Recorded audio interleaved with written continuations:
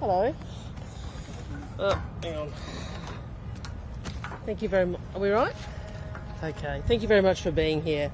Well, today Australia is bringing the world together to protect those who risk everything to save innocent lives. Today, Australia, with many other countries, is launching the Declaration for the Protection of Humanitarian Personnel. Australia has led the charge on this with others in honour of an Australian, Zomi Francom, who was killed in Gaza last year, who was working as an aid worker. So today we remember Zomi Francom, and we also remember the almost 700 humanitarian personnel who have been killed in conflict since the start of last year. I want to thank the counterparts who will be signing on to this declaration. We have more than 100 countries, that's more than half the United Nations, who have been prepared to work with us to issue this declaration. It is a powerful statement that so many countries remain committed to the international norms and rules which are there to protect all of us, in times of conflict. This is a multilateral declaration. It's in the best of Australia's diplomatic traditions, and it is something I hope all Australians can be proud of. Happy to take questions. Minister, you mentioned a number of nearly 700 aid workers killed in Gaza. What conflict zones around the world, yes. Is there a specific number for Gaza, and what would you say about Israel's approach to aid workers? Well, what I would say is that the fact that over 100 countries have signed up to this declaration demonstrate that the international community is serious about maintaining our commitment to the Geneva Conventions, maintaining our commitment to the norms and laws which protect us all.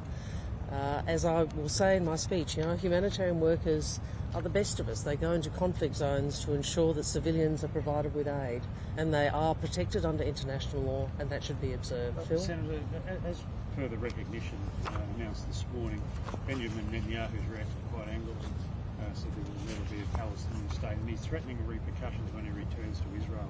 Do you have any inkling of what they may be? Annexation of the West Bank, expulsion of diplomats, anything like that? What I would say is this. Australia, like so many of the countries here, is working with others to try and press for peace. We're working with others because we want to be part of the global momentum for peace. That is where Australia's objective is. That is where other countries are. That is what people are working for.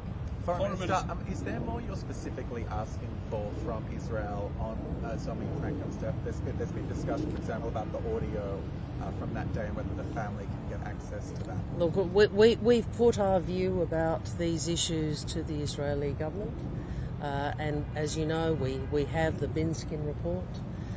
We've released that report publicly.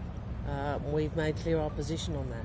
But we were also clear, and I said at the time, that we wanted to make sure we could do something that assures that her death and the death of so many others are not in vain. And that is why we're doing this. Ultimately, nation states have to observe laws.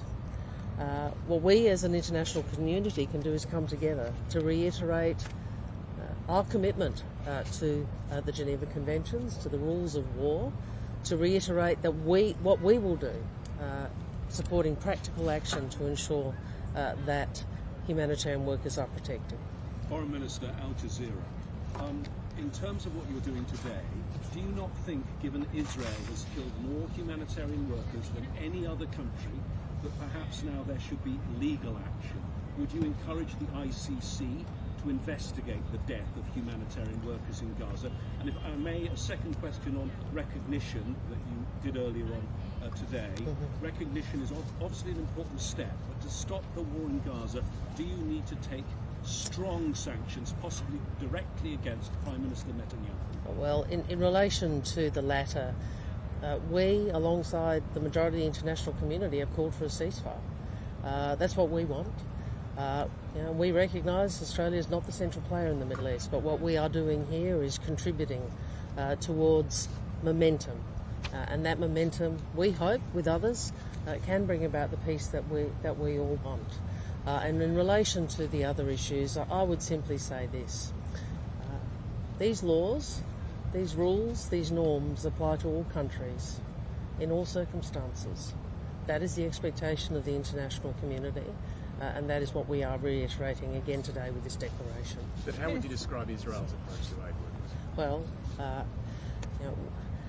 we would say that Israel must comply with international humanitarian law. That's the expectation, and that's what this declaration reiterates. That is the expectation of the international community. Latika. Minister, your government, and you just said it now, you constantly say that Australia is not a central player in the Middle East, and you talk down the role that we might have or the influence. So aren't you thereby acknowledging that this is really domestic politics that's driving this decision? Because if we're not a central player, isn't our decision to recognise Palestine fruitless? This is not driven by those considerations. This decision is driven by what we see in Gaza.